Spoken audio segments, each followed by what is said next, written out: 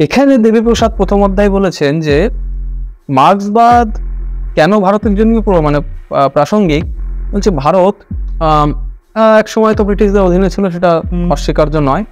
তো সেখানে বলছে কি, যদি ভারতের লোক এরকম বলে পশ্চিমী দর্শন তারা খুবই ভোগবাদী, তারা খুবই বস্তুবাদী, আমাদের বস্তু টস্তু নিয়ে অত চিন্তা নেই, আমরা ত্যাগের। হ্যাঁ, এখানে দেখাচ্ছে কি দেবীপ্রসাদ যে সমাজে ভাবুন অন্য একটা বিদেশি আর জাতির অধীনে তারা, এবং তাদের ভাব তুই চাষি একজন,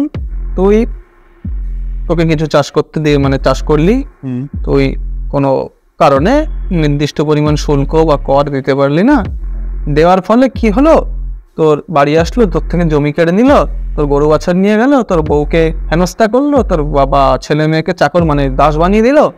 এবার তোর মুখে কি মানায় কথাটা যে না না আমরা তো বস্তুবাদী না, পশ্চিমের দেশই খালি বস্তু নিয়ে ভাবে, আমরা তো ত্যাগের।